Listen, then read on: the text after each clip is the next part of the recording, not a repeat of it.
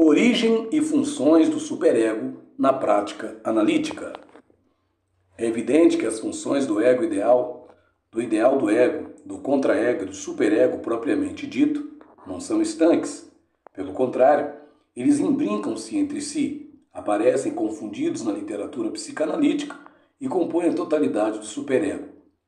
Não obstante isso, inclui entre aqueles que julgam ser de grande utilidade na prática clínica discriminar cada um deles separadamente, tal como aparecem nas distintas situações analíticas de cada analisando em particular.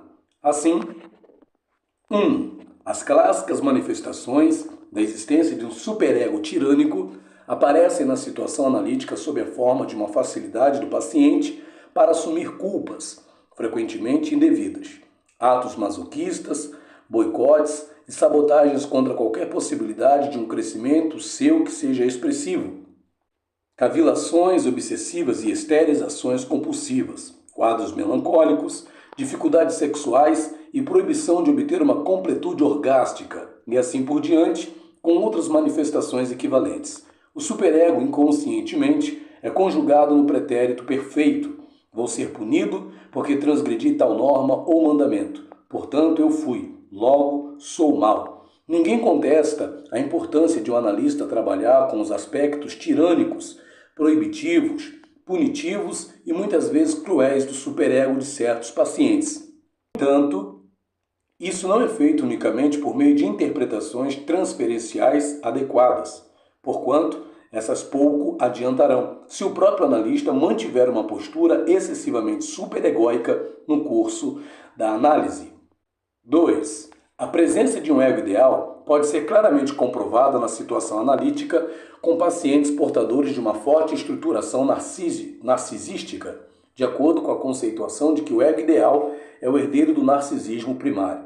Dessa forma, o ego ideal funciona predominantemente no plano do imaginário. Não há uma dimensão sólida de futuro, nem planos ou projetos estáveis, e pelo contrário, o ego ideal aparece conjugado no presente do indicativo eu sou, alicerçado na fantasia onipotente e ilusória própria da persistência da primitiva fusão diádica com a mãe, na qual ter é igual a ser, e que por isso o indivíduo sempre espera o máximo de si mesmo.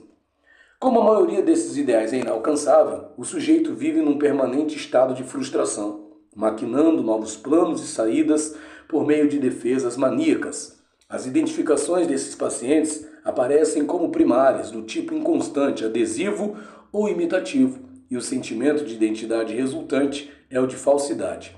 Para manter a integração do self, esse paciente necessita recorrer a defesas de forte negação, como as renegações mais próprias dos estados narcisistas parciais, como nas perversões, ou o recurso da forclusão, que é mais própria dos estados narcisistas totais, caso das psicoses. O analista deve estar atento ao fato de que a forma de pensar desses pacientes obedece a uma lógica binária, ou seja, para eles não existe um meio termo, ou o sujeito julga-se o melhor ou o pior, e etc.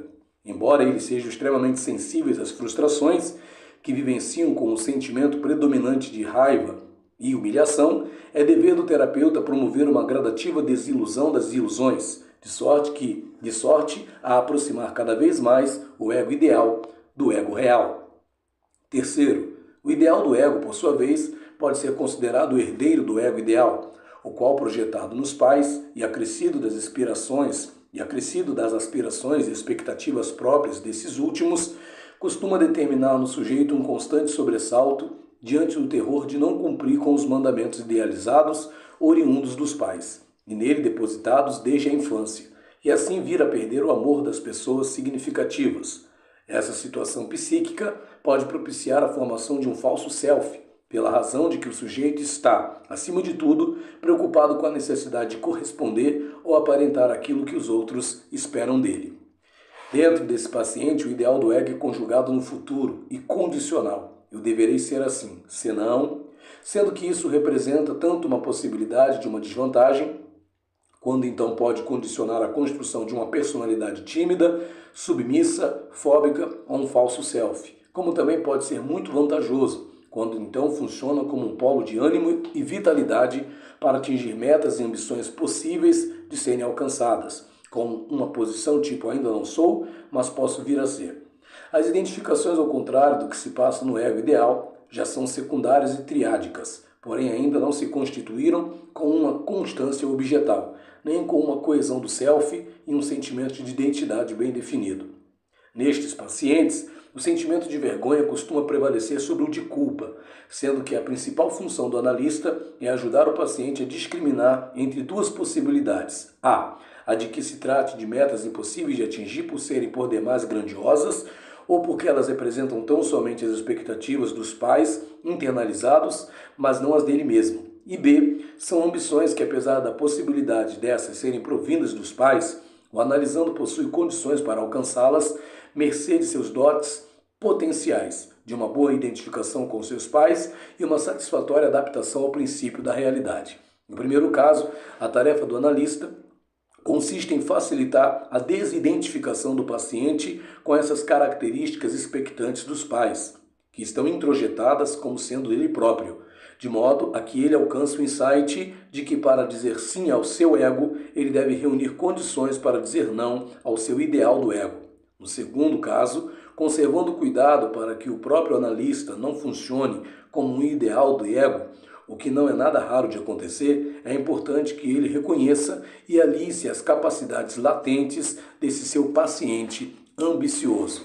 Quarto, é importante que se observe a relação que existe no paciente entre o seu ego ideal, o ideal de ego e o ego real. Assim, naquelas costumeiras depressões que se sucedem às conquistas obtidas, é possível perceber que na euforia inicial da conquista prevalece o ego ideal, e o ideal de ego fica exacerbado e excitado para novas conquistas futuras. No entanto, à medida que vai havendo uma distância entre o que foi exageradamente idealizado e o que é real, por exemplo, a aprovação para ser admitida em uma determinada instituição é motivo de intenso júbilo, o qual perdura somente até que o sujeito perceba que inúmeras outras pessoas também foram aprovadas e admitidas. Sobrevém uma depressão do tipo narcisista, porquanto toda a distância que separa o ego ideal do ego real é vivida como um colapso narcisista.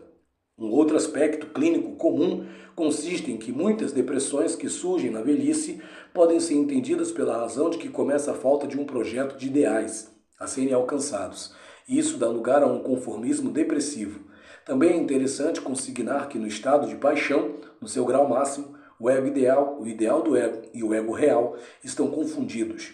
Há a sensação de uma absoluta completude. O apaixonado sente-se iluminado pelo brilho do objeto que cai sobre o seu ego, de sorte que a sua lógica gira em torno da órbita que não existe nada que o futuro possa me dar, que o presente já não esteja me dando. Horsten, 1983. E assim por diante. Existem muitas outras situações equivalentes. Quinto, a presença de um contraego no psiquismo do paciente adquire uma importância especialíssima na psicanálise atual, porquanto ela esclarece-nos uma das razões por que muitas análises fracassam, apesar de que o psicanalista tenha trabalhado adequadamente, bem. Essa organização patológica que sabota o crescimento de uma outra parte do próprio paciente pode originar-se de fontes distintas, sendo que a mais frequentemente descrita é aquela que resulta da presença no self de uma gangue narcisista, conceito de Rosenfeld, 1971. Nesse caso, determinados objetos reunidos intrapsiquicamente e que são radicalmente contra a possibilidade do reconhecimento da fragilidade do sujeito e da sua dependência dos outros, no fundo, porque estão escaldados com primitivas e humilhatórias experiências emocionais frustrantes e dolorosas, fazem de tudo para preservar uma posição narcisista, desde o suborno com a promessa de uma vida melhor que essa posição ilusória permite, até ameaças de uma debacle total, caso ele der ouvidos ao seu terapeuta. Uma outra possibilidade de formação de um contraego consiste naquela introjeção antes aludida da sombra de objetos mortos que caem sobre o ego, desde onde eles forçam aquilo que eu proponho chamar de identificação com a vítima, tendo em vista que esses objetos se configuram como tendo sido vítimas de presumíveis ataques que esse nosso paciente teria feito contra eles. Por meio desse argumento, e funcionando como um contraego, esses objetos não só proíbem a obtenção de êxitos, lazeres e satisfações. Como é que tu podes estar feliz se eu estou penando no escuro debaixo da terra? Como ainda obrigam o paciente a forçosamente ter que seguir a mesma saga de infortúnios de sua vida. Classicamente, os casos de surgimento no curso de análise, da análise de graves impasses psicanalíticos, ou pior, da ocorrência de uma reação terapêutica negativa, muitas vezes irreversível, são entendidas, logo manejadas, por meio de 3 vértices. A de que um êxito analítico evoque um proibido triunfo edípico com as respectivas culpas e medos, conforme Freud. B. Como um ataque invejoso que o paciente desfere contra o analista porque este está sendo bem-sucedido às suas custas. Melanie Klein. C. Como uma forma extrema de evitar entrar em contato com os objetos mortos e moribundos que jazem na subjacente depressão do paciente. Rivière. Penso que podemos acrescentar mais uma vertente, a que é devida à ação do contraego, não só pelo aspecto antes assinalado de obrigá-lo a seguir um destino funesto, como também quando este impõe um determinado papel a ser cumprido por toda a vida. Pode servir como exemplo disso a frequente situação de uma mãe simbiótica que, sob forma de doutrinação e chantagem afetiva, impôs ao seu filho, nosso paciente de hoje, o papel de ele manter-se infantilizado para que nunca possa prescindir dela e ser o seu companheiro eterno. Neste caso, todo o êxito de uma mudança analítica que implicaria na aquisição de uma emancipação pode esbarrar nesse contraego que o acusaria de um crime de alta infidelidade, traição e ingratidão. Portanto, ao lado de o terapeuta trabalhar, como normalmente faz, com todos os importantes aspectos superegóicos que surgem na análise sob variadas facetas, cabe alertar para a necessidade de um analista dedicar uma atenção especial para a organização patológica contraegóica em certos casos que, contrariando as nossas naturais expectativas, não estão respondendo exitosamente no que tange à obtenção de verdadeiras mudanças psíquicas de certos aspectos da personalidade do paciente. 6. Ainda em relação ao manejo das manifestações das diversas formas do superego no curso da análise, vale apontar mais 2 aspectos. Um consiste no risco de o analista ficar contra-identificado com os aspectos dos objetos internos superegóicos que o paciente deposita dentro dele, o que determinaria uma contratransferência patológica, ou seja, o terapeuta se comportaria com o paciente de forma análoga a como comportam-se aquelas imagos proibidoras e atemorizadoras de molde a vir a reforçá-los e assim possibilitar qualquer outra saída para o analisando. O segundo aspecto a ser enfatizado é o que diz respeito às interpretações do analista, porquanto não é nada rara a possibilidade de que, disfarçada sob a aparência de interpretação, o analista possa estar doutrinando, catequizando, julgando, acusando, exigindo, colocando expectativas, decepcionando-se, aconselhando, comunhando e etc. 7. Em síntese, a tarefa maior do terapeuta é auxiliar seu paciente a encontrar uma liberdade interna e uma autenticidade naqueles frequentes casos em que fica evidente que se trata de um sujeito que está sujeitado a uma ordem de mandamentos internos e desconhecidos sob a forma de ameaças, ordens, proibições, expectativas e crenças ilusórias. Tudo isso faz crescer de importância a análise dos aspectos relativos ao superego, não só os clássicos, mas também todos os demais correlatos a ele, de tal modo que do ponto de vista da estrutura tripartite ganha maior relevância na atualidade a clássica afirmativa de Freud, 1933, de que onde houver id e superego, como transparece nitidamente nas entrelinhas de alguns de seus textos, o ego deve ficar.